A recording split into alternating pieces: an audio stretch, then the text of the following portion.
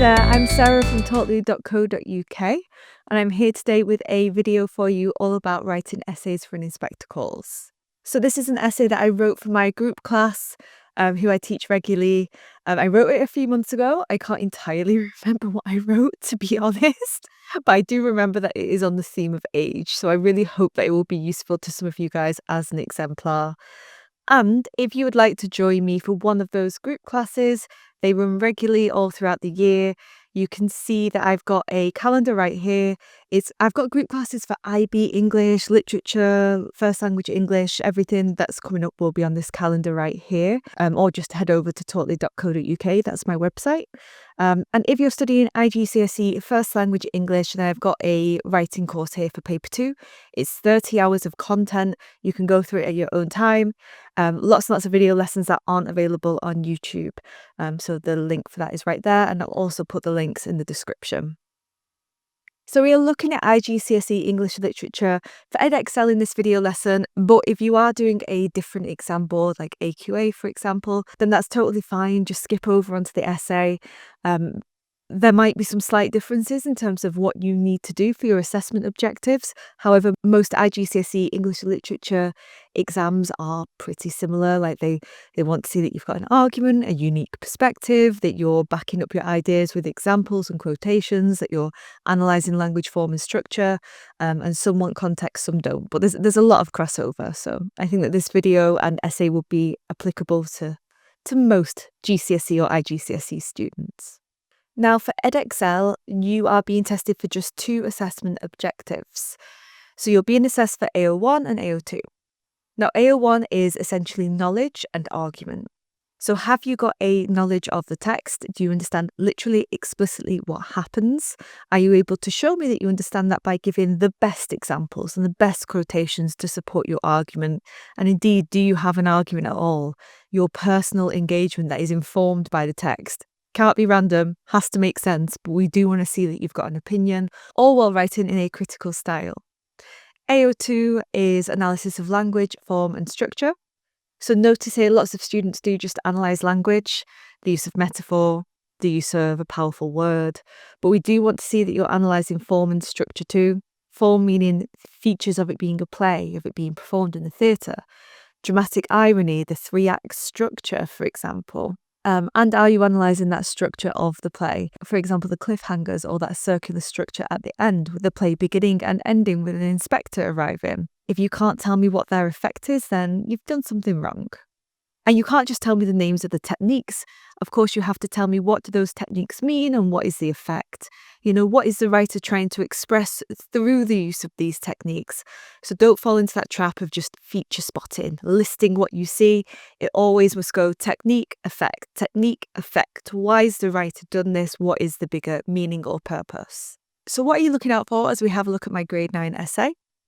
So you'll have seen these before if you've watched my Macbeth video or the student example video, but essentially a good essay should have these 7 things. You should have a clear thesis statement. Thesis means an answer to the question, your argument, what are you trying to say? What is your opinion? You should analyse the writer's intentions. Why has the writer done this? What is the deeper meaning? And in fact, let me give you guys a little bit of a hack on this. So these are some of Priestley's intentions that are pretty copy-paste into lots of essays, give you that starting point of why is the writer doing this. So Priestley's intentions were, of course, to criticise the dangers of capitalism, to celebrate the ability of the younger generation to be more open-minded, to expose the imbalance of power in society, both class and gender, to propose the benefits of a more socialist society.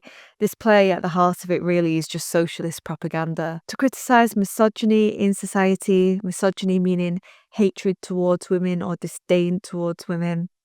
To ridicule the supposed respectability of the upper and middle classes. The Birlings appear to be respectable, but of course appearances are deceiving and beneath the surface they are anything but. And therefore to expose the corruption of the middle and upper classes who are selfishly just looking out for their own benefits and desires and not really caring about how that impacts other people within society. So those are the writer's intentions. So if your teacher ever says to you, go deeper, why is the writer doing it? It's probably one of these. You'll need to develop it a little bit, but this is a good starting point. Then the examiner is looking to see, in your topic sentences, do you have an argument? Remember, a topic sentence is the first sentence of each main body paragraph, sometimes called your point if you're studying P or peel or petal, that you are analysing language form and structure, not just listing techniques, but always saying the effect. Remember, that's AO2. You might have just noticed, but I totally just deleted one out because you don't need to do context for an inspector calls. You only need to do context for your novel and for your historical play, Macbeth. Most students do Macbeth. If you have quotations, and you should, they should be embedded, which means that they flow smoothly into your writing as though you're saying it without being like, the writer says, quote, and then you write down a whole sentence. So those short embedded quotes. And then finally, that so what conclusion, where you're not just repeating yourself, you're not just listing all of the techniques that you've analysed, but you're saying, so what? What was the point of all of this? What was the purpose? What can we therefore learn from this theme, and what is the writer trying to impress upon us as an audience? Okay, so keep that in mind. We are now going to have a look at the grade 9 exemplar that I wrote, and hopefully you will see these 6 features. I will be critical of myself as we go along to see if there's anything that we could improve. And in the comments, feel free if you're like, oh, I didn't like that. Change that. You can tell me. Or if there's anything that you think I could include that I didn't, feel free to let me know in the comments too. Okay, here's my essay. I do apologise if you can hear my cat snoring. He's in the corner. He looks very cute. He's too cute to move. So we'll if you can hear this, I'm sorry about that. Never mind. Okay, so here's my essay. The exam question that I answered was, how does Priestley present the theme of age? So I don't just want to very simply say, young people bad, old people good, although it is kind of that. I want to say, what can we learn through that theme of age? What is his deeper message? What's the point of it? Right, so as we read the introduction, don't forget, you're really looking out now. Where is my thesis? What's my argument? How does Priestley present the theme of age in my opinion? What is he using the theme of age to express? That will be my thesis. Writing in 1945, after the destruction of World War II, J.B. Priestley saw an opportunity to rebuild Britain in a more empathetic, socialist and socially responsible manner. In An Inspector Calls, Priestley uses the theme of age not only to contrast the rigid, self-serving values of the older Edwardian generation with the open-mindedness of youth, but also as a broader metaphor for Britain's potential moral growth. Priestley therefore saw the younger generation as the best hope for establishing social democracy in the UK, and thus presents his younger characters as more open-minded and more capable of learning from past mistakes. Ultimately, Priestley uses the theme of age to advocate for social change and offers the youth as the best hope for reforming Britain into a more equal and empathetic nation. Okay, already I can see something that I would improve, which is I repeated open-minded twice. That is something that I often notice about my own writing. I can repeat vocab.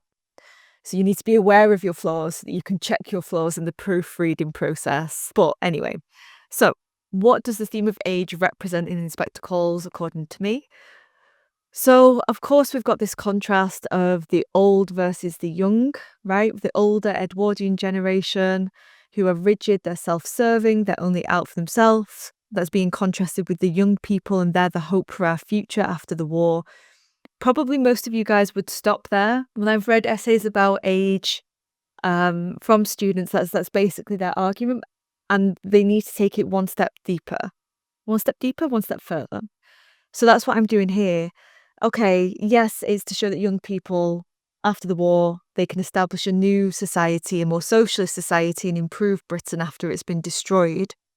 But it's deeper. It's also a metaphor for Britain's potential moral growth. If the younger Birlings can grow, then Britain as a country can grow. So it's a wider metaphor, is my argument here. And of course, this idea that Priestley is directly advocating for social change, particularly to make Britain more socialist. It is socialist propaganda, this play, really. So I think it's important to have that in mind. Like, Priestley was very political, and he is directly trying to achieve something politically within Britain. And you do notice here that I'm putting Priestley as the subject of my sentence once again to show the writer is doing something. The characters in the play didn't just pop into existence, but a writer created and crafted them to get across his political point of view. Okay, from here, I'm going to go into my first main body paragraph. It's a little bit long, and this one is all about, let's read the topic sentence because it should tell us. Priestley uses the older Mr. Birling to critique the capitalist and classist status quo entrenched in pre-war Britain. So the topic is all going to be all about Mr. Birling, and maybe some of you would stop there, say Mr. Birling is incapable of change, full stop. But what is Mr. Birling being used as a vehicle to achieve?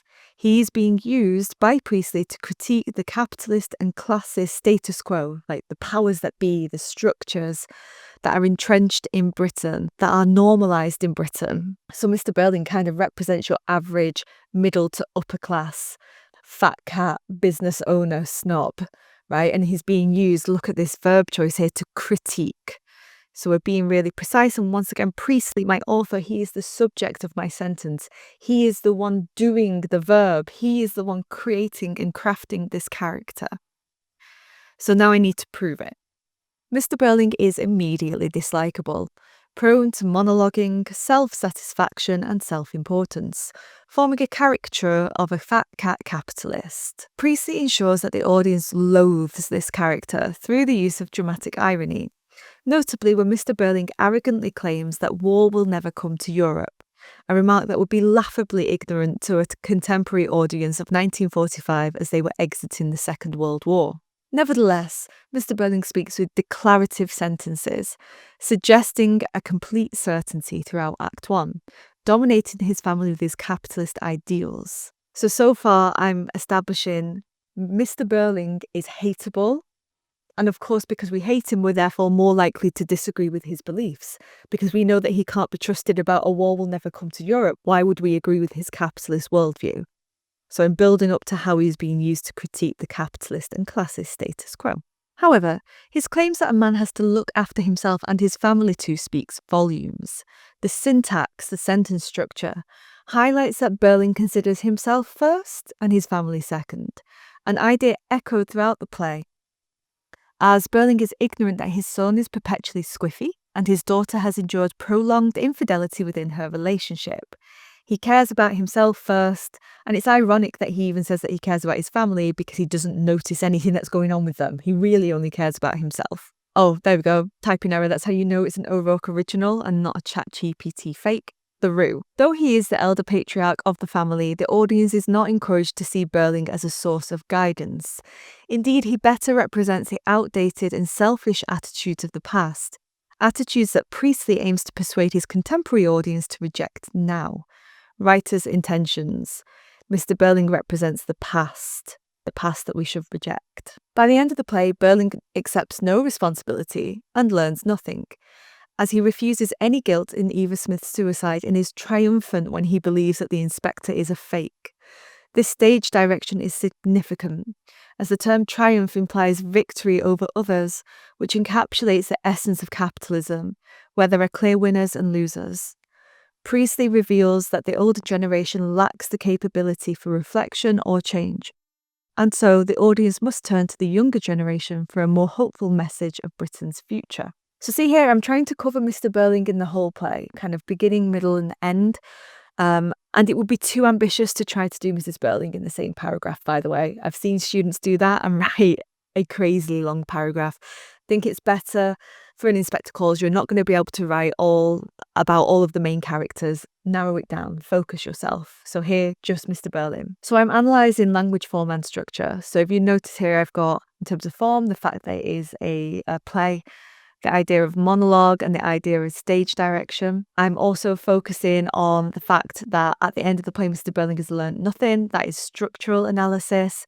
I'm analysing his characterization.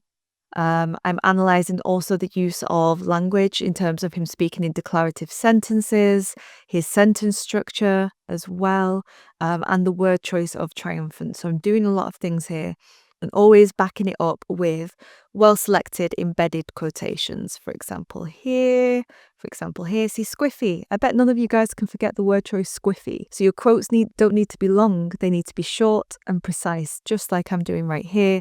Please don't go away and memorize like whole passages. There's no point. Now you can see at the end of the paragraph, I am thinking about the writer's intentions, that the writer is trying to say basically Mr. Birling represents capitalism where there's a winner and a loser. And it's the old way of thinking. And instead we must turn to the younger generation for a message of hope. Now I'm linking that on to my next paragraph. And in terms of paragraph structure, you can see that's creating that chain where they're not disconnected from each other. First, I have to prove this about the older generation so I can move on to my paragraph about the younger generation. My argument's got flow. Okay, so younger generation, let's go. Sheila and Eric repent, feel sorry, feel guilt, and become a mouthpiece for the inspector's socialist agenda. So this here is my topic, this idea of repenting. Mr. Birling doesn't repent, they do repent, and they don't just repent, but in fact they become a mouthpiece for the inspector. They become like clones of the inspector, and not just of the inspector as a character, but I mean the inspector basically represents socialist ideals. So therefore Eric and Sheila gradually move away from their father's capitalism and towards the inspector's socialism. Both of the younger Birlings begin the play spoiled, naive and cruel. Sheila provokes Eva's dismissal due to petty jealousy that Eva is pretty, and Eric uses Eva as a disposable sex object and then abandons her when she falls pregnant with his child. Despite this, both characters regret their actions and express remorse, something neither of their parents ever did. Sheila's realization that the working class are not just cheap labour but people may seem laughably obvious to the inspector and audience. However, for a sheltered upper-class girl, it marks the beginning of genuine moral growth. Sheila's transformation is complete when she rejects the engagement ring at the end of the play. This ring symbolises privilege, not just financially as it is a diamond ring, but also the protection that marrying into a wealthy family like the Crofts might bring. Her rejection of this privilege marks a generational shift. Unlike her parents, Sheila is now willing to accept security at the cost of complicity, of being responsible for other people's suffering. That word means there.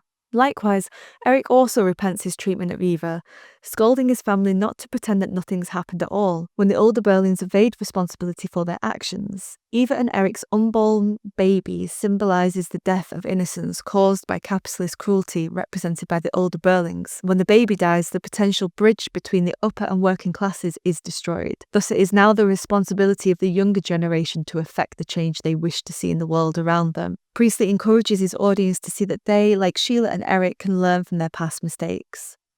So really this idea that just because you've been bad, you've done bad, doesn't mean you can't grow and become a better person. It's quite an inspirational message really there from Priestley. And do notice I'm really thinking, because this is a play, it is seen by the audience, right? So I keep mentioning the audience. And that's really, really important to recognise the audience or reader response to your texts. So just take note of that there. Now, in terms of analysis, this is a lot of structural analysis because we're thinking about how the characterization changes over the course of the play. But I have also got in here the use of symbolism, particularly of the engagement ring and also of the dead baby. So those there can add on to my analysis. So far, we've done probably what you would expect in an essay about the theme of age. We've analysed the young characters and we've analysed the older characters. Probably most of you guys would stop there, but now I'm going to show you the grade 9 thing to do where I'm deepening my argument. So I'm linking it back to this idea in my thesis that actually this isn't just simply about the old and the young, but about Britain itself as a country emerging for war, and how will it grow and mature and learn from its mistakes. So my topic sentence says, this message of personal growth becomes a metaphor for Britain itself, as Priestley argues that, like the younger Birlings, the nation must evolve, moving beyond class divisions to rebuild a more empathetic and equal society. So maturing for Britain and maturing in Priestley's eyes would be moving away from this capitalist selfishness and being more empathetic, being more collective, being more socialist, and trying to take apart some of those class divisions where upper class people were very much separated from working class people. Priestley believed that Britain, fresh out of 2 world wars, must learn from its past mistakes, particularly as a class-based, hierarchical and capitalist nation. This lesson becomes apparent in the inspector's final speech, in which he warns that if we do not learn that we are all responsible for each other, we will be taught it in fire and blood and anguish. The imagery of hellfire might also reference the devastation of wars, a fearful reminder that those who do not learn from history are doomed to repeat it to a nation barely out of war. We had World War One, then we had World War Two. My GCSE history is a little bit far removed from me, but from my memory, I think it was partly to do with huge war reparations that we put on Germany after World War One. So we basically crippled their society, and that led the ground for populism and nationalism and the Nazi Party to rise out of. We weren't treating the nation empathetically and thinking about the long-term consequences.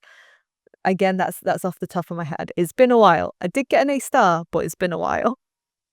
Anyway, this idea of learn from the past or you will repeat it. Indeed, from this point in the play, Eric and Sheila fully embrace the inspector's socialist stance and interrogate their family's beliefs in his absence for the remainder of Act 3. Through the theme of age, Priestley urges his 1945 audience to recognise the younger generation as agents of social reform, while the older generation, if left unchallenged, threatens to drag Britain back into its past mistakes. I'm kind of connecting lots of ideas that I've built up in my previous 2 paragraphs, but now I am really connected to the idea of war and to Britain as a country too, and I'm analysing the inspector's final speech as a feature of form and the imagery within that as well as the character change again, which is structural analysis, and bringing it always back to audience.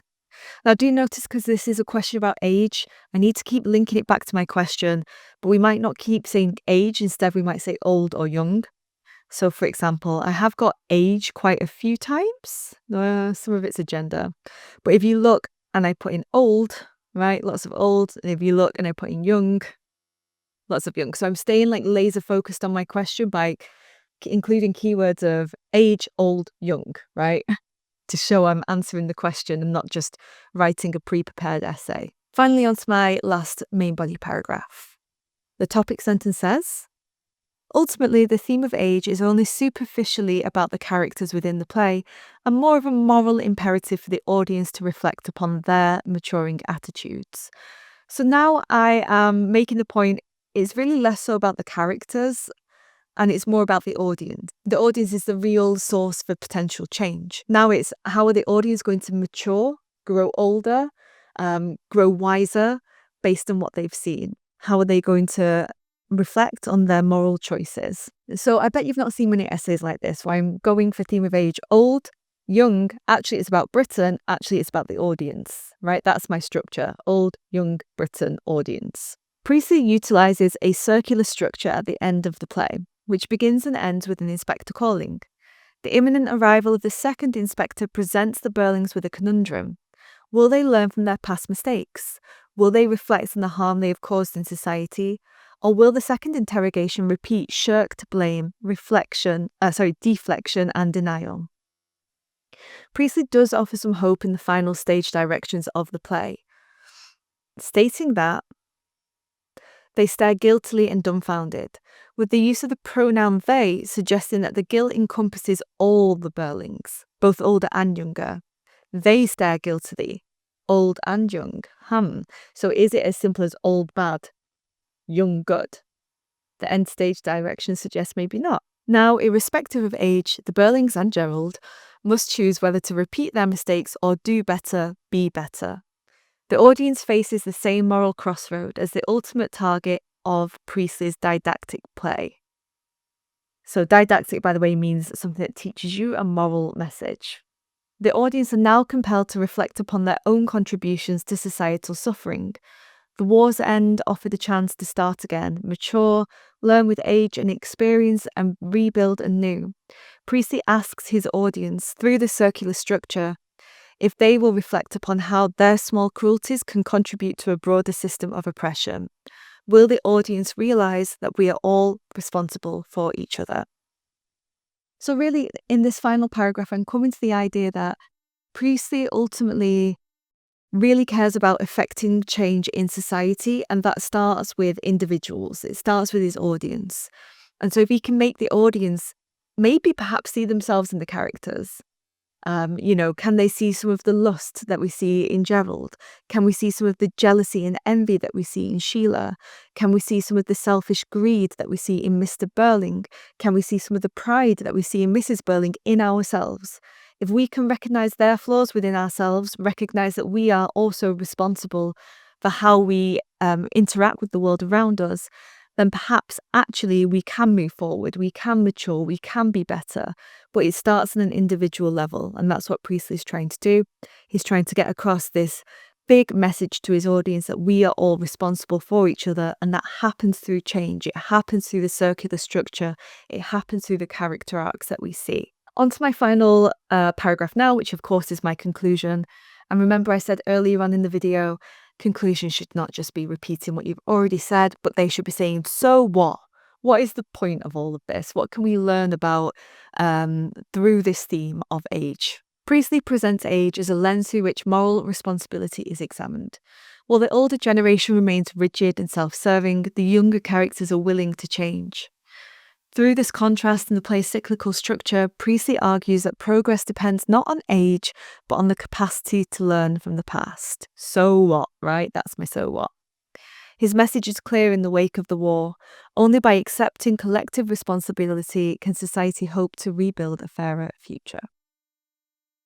Now, you might have noticed this essay, you don't need AO4, but I find it so hard to write about an Inspector Calls without mentioning capitalism versus socialism, Britain destroyed after World War II. J.B. Priestley wants us to rebuild for a fairer society after Britain has been destroyed in the war. I think it adds to my analysis, and I'm not doing it too much, so I think it's absolutely fine. And to be honest, it links really to writer's intentions. So if you're wondering, why have you got context in there? How do you write about an Inspector Calls without context? Honestly, truly, tell me. Okay, guys, so that is the end of the essay. I do hope that you found that useful. Don't forget that if you would like to come study with me, that my calendar for all of my group classes is right here or in the description of this video. And I've got a first language English IGCSE writing course, again, also in the description of this video. Please do like and subscribe if you found this useful. Comment, tell me, did you like my essay? Anything you would improve? And I will see you in the next video lesson. Bye bye.